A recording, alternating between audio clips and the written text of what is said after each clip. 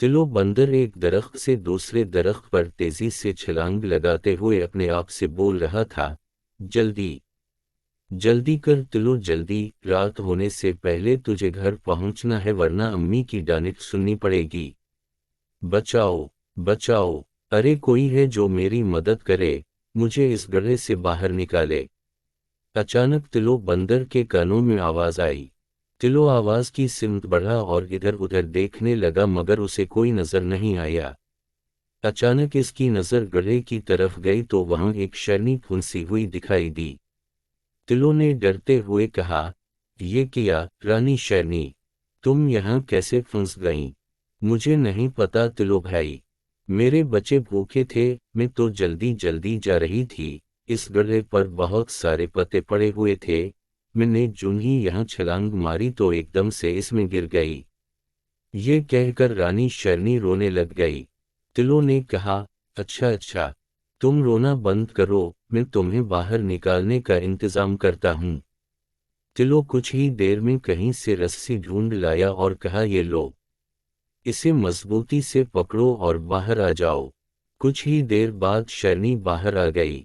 जैसे ही शेरनी बाहर आई तिलो बंदर डर के मारे दरख्त पर चढ़ गया कि कहीं शेरनी उसे ही ना खा जाए।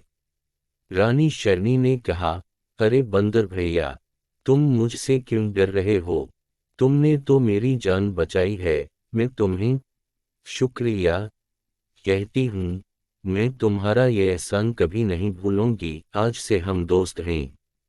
तुम्हें जब भी मेरी जरूरत पड़ेगी, मैं जरूर तुम्हारी मदद करूंगी।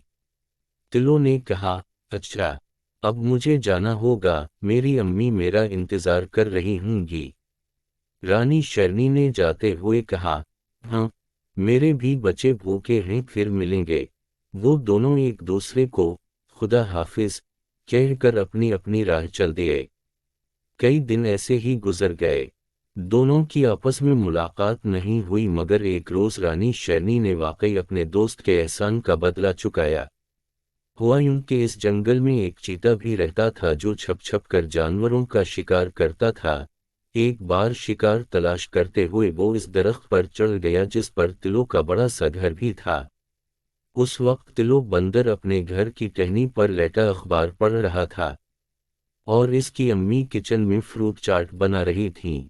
चीते ने इन्हें देखकर होंठों पर जबान फहराते हुए कहा, वाह दगड़ू चीते, आज तो पार्टी होगी पार्टी। दगड़ू आहिस्ता आहिस्ता आगे बढ़ा और एकदम से तिलो पर हमला करके उसे अपने पंजों में दबोच लिया। दगड़ू चीते ने गुस्से से कहा, अब तुझे कौन बचाएगा, बंदर की औलाद? बचाओ, बचाओ, अरे कोई तो इस जालिम चीते से मेरी जान बचाए। तिलो चला चला कर मदद के लिए पुकारने लगा। अचानक खुद को छुड़ाने की कोशिश में इसकी टांग फिसल गई और वो सीधा नीचे जा गिरा। दगड़ू चीता भी फौरन छलांग मार कर नीचे आ गया और आहिस्ता आहिस्ता बंदर के पास आते हुए कहने लगा, अब तो तुम्हारी टांग भी टूट गई, भाग भी नहीं सकते तुम। लेकिन अचानक से दगड़ू रुक गया और डरते हुए कहने लगा, रानी, तुम मेरे रास्ते से हट जाओ।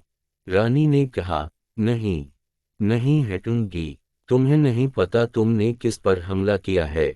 मेरे दोस्त पर हमला किया है। तिलो मेरा दोस्त है, एक बार उसने मेरी जान बचाई थी। फिर रानी ने दगड़ू को बहुत मारा, इतना मारा कि वो दुम दबा के वहां से भाग गया। तिलो बंदर ने रानी शेरनी का शुक्रिया अदा किया। रानी ने तिलो से कहा, अरे नहीं तिलो भाई, ये तो मेरा फर्ज था। प्यारे बच्चों, इस कहानी से हमें सबक मिला कर अपने दोस्तों को मुश्किल के वक्त अकेला नहीं छोड़ना चाहिए, उनकी मदद करनी चाहिए। चाहे जितनी ही बड़ी मुश्किल हो, हमेशा उनका साथ देना चाहिए।